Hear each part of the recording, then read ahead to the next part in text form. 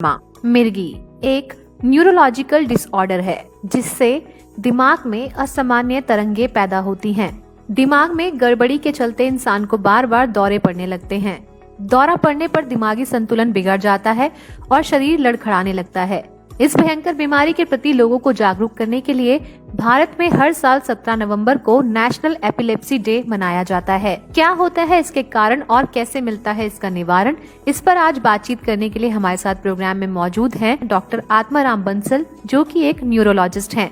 Doctor, सबसे पहले तो आपका स्वागत है हमारे कार्यक्रम में। धन्यवाद। 17 नवंबर को हम राष्ट्रीय मिर्गी दिवस मनाते हैं। इसको मनाने के उद्देश्य क्या है, सबसे पहले जानेंगे। देखिए, जो एपिलेप्सी यानी मिर्गी की बीमारी है, ये बहुत ही कॉमन बीमारी है। मान के चलिए कि all over India more than 1 crore लोग ऐसे होंगे जिनको कभी न कभी ये बीमारी रही है, लेकिन इसकी अवेयरनेस काफी कम है पब्लिक में। लोगों को लगता है कि ये पता नहीं कौन सी बीमारी है, भूत प्रेत की है, क्या है, तो इसको लेके काफी कुछ भ्रांतियां हैं, इसलिए इसके लिए ये अवेयरनेस डे बनाया जाता है। जिस तरीके से आपने कहा कि कॉमन बीमारी है, हर कोई बीमारी जो होती है वो अपना कोई ना कोई जो लक्षण है वो जरूर देती है, तो अगर हम एपिलेप्सी या मिर्गी में आपसे जानना चाहें तो कौन से लक्षण होते हैं इसके? जो कॉमनेस्ट सिम्टम है, जो लक्षण है, वो है कि हाथ पैर अकड़ना, झटके आना, मुंह से झाग आना, जीभ कट जाना। ये ऐसा लक्षण है जो आम पब्लिक को बहुत आसानी से समझ में आ जाता है या दिखाई देता है। उसके अलावा भी कुछ लक्षण है, जैसे कुछ सेकंड के लिए एकदम स्टैच्यू की तरह हो जाना, एब्सेंट माइंड हो जाना, कुछ समझ नहीं पाना, आंखें ब्लिंक करते रहना या मुंह चलाते रहना, हाथ चलाते रहना। कुछ सिम्टम ऐसे भी हैं जिसमें एक साइड में झटके आते हैं या अचानक हाथ में से चीज कुछ गिर जाना, सुबह उठते ही झटके से आना। ये सारे सिम्टम इसके एपिलेप्सी यानी मिर्गी के होते हैं। जिस तरीके से मिर्गी का दौरा आता है तो कहीं ना कहीं जो इसका कनेक्शन होता है वो हमारे ब्रेन से रिलेट होता है, तो ऐसी कौन सी कमी हमारे ब्रेन में उत्पन्न होती है जिसकी वजह से हमें इस टाइप के स्ट्रोक आते हैं? देखिए, ब्रेन जो है ना, वो भी एक तरह का सुपर कंप्यूटर है। उसमें भी सर्किट्स होते हैं, डिफरेंट कनेक्शंस होते हैं। तो कभी कभी उन कनेक्शंस में एबनॉर्मलिटी आ जाती है और स्पार्किंग होने लगती है, जिसकी वजह से ये एपिलेप्सी का अटैक आ जाता है। अगर इसकी वजह हम जानना चाहें तो वो कौन से कारण हो सकते हैं जिसकी वजह से कोई भी जो व्यक्ति है वो इस तरीके की जो दौरे होते हैं उसका शिकार बन सकता है? देखिए, उम्र के हिसाब से अलग अलग कारण होते हैं। छोटा बच्चा जब पैदा होता है, अगर ब्रेन में ऑक्सीजन प्रॉपर नहीं गई है तो उसकी वजह से हो सकता है। ब्रेन में कोई इन्फेक्शन हो जाए तो उसकी वजह से हो सकता है। हेड इंजरीज, अगर आप ड्राइव कर रहे हैं, हेलमेट नहीं है, 2 व्हीलर पे हैं, ये कॉमनेस्ट कारण है यंग एज में कि हेड इंजरी की वजह से एपिलेप्सी होती है। आगे की एज में कुछ केसेज में ब्रेन ट्यूमर की वजह से भी होती है, स्ट्रोक यानी लकवा की वजह से भी होती है। कुछ रेयर केसेज में जेनेटिक्स में भी होती है कि फैमिली में हो रही है, बट 20-30% केसेज ऐसे भी हैं जिनमें कारण बहुत ऑब्वियस अभी होता नहीं है। अभी जिस तरीके से आपने बोला कि बच्चों में भी हो जाता है, अलग अलग कारण जैसे आपने बताए, तो अगर इसके लिए मैं कोई एज जानना चाहूँ तो कौन सी वो मिनिमम एज है जिसमें आपको भी या हमें देखने को मिल सकता है इस तरीके का विकार? मेन एज है, जो कॉमन एज है, वो टीनेज से स्टार्ट होता है यूजुअली, परंतु ये एपिलेप्सी पैदा होने के कुछ घंटे से लेके और 80-90 ईयर्स किसी एज तक भी किसी को भी स्टार्ट हो सकती है। ऐसा नहीं है कि ये पर्टिकुलर एज ग्रुप में ही होती है। हाँ, हर एज ग्रुप के हिसाब से कारण थोड़े बदल जाते हैं। जेनेटिक भी ये बीमारी होती है, तो क्या माता पिता को पहले से ही इस चीज के लिए अवेयर रहना चाहिए? फॉर्चुनेटली जेनेटिक कारण बहुत रेयर होता है, बहुत अनकॉमन है। जिसकी फैमिली में मतलब बहुत जनरेशंस में चला रहा है तो रिस्क ज्यादा होता है। अदरवाइज अगर मुझे एपिलेप्सी है तो ऐसा जरूरी नहीं कि मेरे नेक्स्ट फैमिली को एपिलेप्सी होगी, उसके चांसेस 5-10% हैं मुश्किल से। अगर आपसे जानना चाहें, जिस तरीके से आपने स्टार्टिंग में ही बोला कि इसको लेकर बहुत सारी भ्रांतियां भी हैं, उन भ्रांतियों में हम अक्सर देखते हैं कि अगर मान लीजिए किसी को एक कोई हल्का सा कोई चक्कर आया या कोई गिर गया, क्योंकि लोग पहचान ही नहीं पाते कि किस तरीके का जो दौरा है वो पड़ रहा है, तो कई लोग सोचते हैं कि कुछ सुंगा देते हैं, कुछ कर देते हैं, तो क्या ये भ्रम है या फिर रियलिटी ग्राउंड पे ऐसा होता है? देखिए, एक सलाह मैं देना चाहूंगा। अगर किसी को आपके सामने बेहोशी आ रही है तो अगर 2-3 लोग हैं, एक आदमी को आप बोल सकते हैं कि आप वीडियो बना लीजिए, क्योंकि वीडियो देखने से हमारे को समझ में आ जाता है कि एपिलेप्सी ही है या कुछ और है। जहाँ तक कुछ सुंघाने की या फर्स्ट एड की बात है, स्ट्रॉन्ग स्मेल किसी भी चीज की हो उससे ब्रेन सडनली एक्टिवेट हो जाता है, उस वजह से ऐसा करते हैं।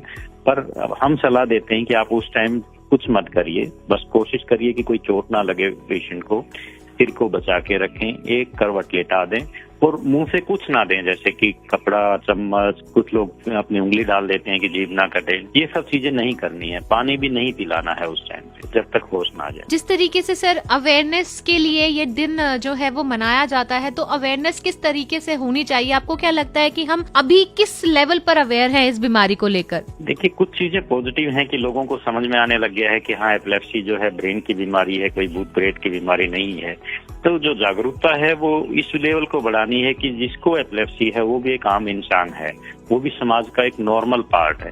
उसको लेके अभी भी कुछ लोगों में शंकाएं रहती हैं, जॉब को लेके, शादी को लेके थोड़ा प्रॉब्लम आती है। तो उसके लिए हमें अवेयरनेस करने की जरूरत है कि अगर आपकी एपिलेप्सी कंट्रोल्ड है, आप मेडिसिन ले रहे हैं, आप एक नॉर्मल इंसान हैं, आप बहुत कुछ अचीव कर सकते हैं। अच्छे डॉक्टर बन सकते हैं, इंजीनियर बन सकते हैं, बैंकर, बिजनेस, कुछ भी कर सकते हैं, लाइक एनी अदर वन। जिस तरीके से लोग समझते हैं कि कोई मेंटली कोई प्रॉब्लम है, इस तरीके से नहीं समझना चाहिए। जी बिल्कुल भी नहीं। ये मेंटल और ब्रेन में फर्क है। ये ब्रेन की बीमारी है, ना कि कोई मेंटल बिहेवियर या साइकोसिस या पागलपन की बीमारी। डॉक्टर, अगर अब इसके इलाज के बारे में, उपचार के बारे में आपसे जानना चाहें, तो इसका इलाज या ट्रीटमेंट कौन सी ऐसी जो कंडीशन जिसको हम कहते हैं स्टेज वाइज चलता है, कब आपके पास आना चाहिए और क्या इसकी जो दवाइयां हैं वो रहती हैं? देखिए, दवाइयां फॉर्चुनेटली इजीली अवेलेबल हैं, हर जगह अवेलेबल हैं।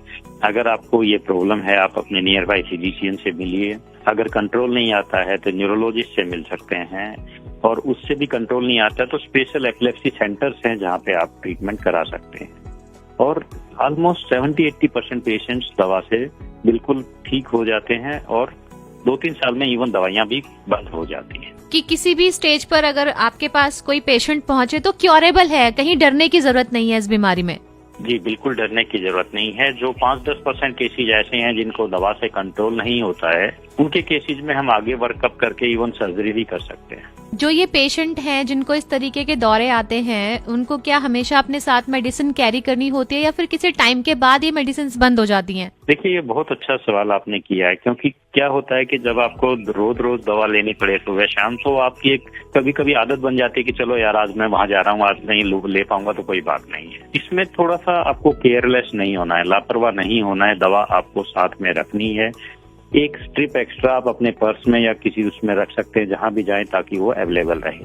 दवा जहां तक बंद करने का है, कभी भी अपने आप बंद ना करें। ये ना सोचे कि 2 साल 3 साल हो गए, अब मैं बंद करके देख लेता हूँ। आप अपने चिकित्सक की सलाह लीजिए, उसके अनुसार ही बंद करिएगा। कितने रिकवर हो गए हैं, इसके लिए भी कोई टेस्ट या कोई चेकअप होता है? डायग्नोसिस यानी कि कंफर्म बनाना है कि क्या बीमारी है, तो एक MRI करते हैं हम लोग, EEG करते हैं, और बेस्ड ऑन सिम्टम्स दवाइयां बंद करते हैं। जिनको बहुत इनफ्रीक्वेंट हो रहे हैं, कब एक ही बार आया है, उनको जल्दी बंद करते हैं।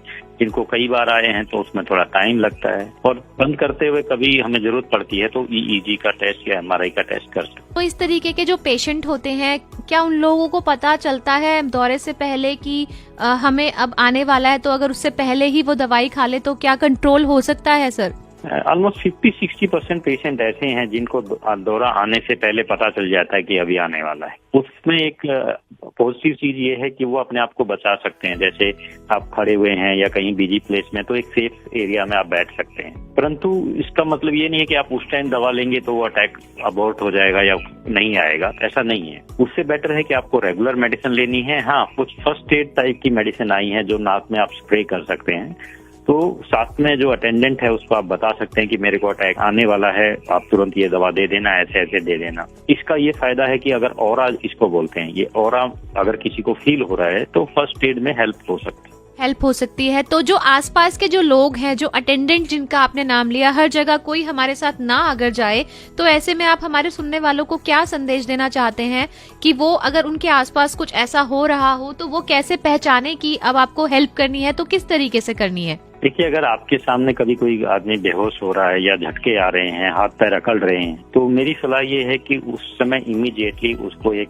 करवट लेटा दें, किसी भी करवट, और हाथ पैर को जोर से पकड़े ना। कुछ लोग क्या करते हैं कि दोनों हाथ दोनों पैर को टाइट पकड़ लिया कि झटके ना आए। पकड़ने से नुकसान ज्यादा होता है। आप उनको लूज छोड़ दीजिए, झटके को आने दीजिए, सिर को बचा के रखिए, आसपास कोई शार्प चीज ना हो वो हटा दीजिए, और जब तक होश ना आए उनके साथ रहिए। पानी वानी तभी पिलाइए जब पूरी तरह होश आ जाए। डॉक्टर, जिस तरीके से हम सब जानते हैं कि हम कोविड-19 है उस एरा में अब हैं और एक बहुत ही अजीब सिचुएशन हम लोगों के सामने है, तो ऐसे में क्या कोविड-19 ने भी इस तरीके के जो पेशेंट हैं उनकी समस्या को और बढ़ावा दिया है? देखो, फॉर्चुनेटली अभी तक ऐसा नहीं है कि जिनको ये एपिलेप्सी है उनको कोरोना हो गया तो उनको एपिलेप्सी के अटैक बढ़ गए हों। परंतु हाँ, थोड़ा दिक्कत आई है, कभी दवा मिलने में दिक्कत आई है, कभी बुखार आया तो उस वजह से थोड़ा बाकी सिम्टम आ गए। कुछ पेशेंट में ऐसा भी हुआ है कि कोरोना की वजह से सीजर आ गए। पर ओवरऑल मतलब 80-90% केसेज में ऐसा मेजर दिक्कत कोरोना की वजह से एपिलेप्सी में नहीं आई। तो डॉक्टर साहब, अब अंत में आपसे एक सवाल कि एज अ डॉक्टर आप क्या सलाह देंगे लोगों को कि वो अपनी जो सुरक्षा है वो कैसे करें और किसी भी बीमारी से स्वस्थ रहें? बहुत इम्पोर्टेंट चीज है कि आपको उसके बारे में ज्ञान प्राप्त करना, नॉलेज लेना कि ये बीमारी है क्या। आप सुनी सुनाई बातों पे मत जाइए। जिनको एपिलेप्सी है उनको एक अलग नजरिए से मत देखिए, वो भी एक आम इंसान है। जिनको ये प्रॉब्लम है वो दवा रेगुलर लें, अपने जो चिकित्सक है, जो फिजिशियन है उनसे रेगुलर टच में रहें और अपना एक नॉर्मल लाइफ अचीव करें। जो भी आपको सक्सेस अचीव करनी है आप इजीली कर सकते हैं।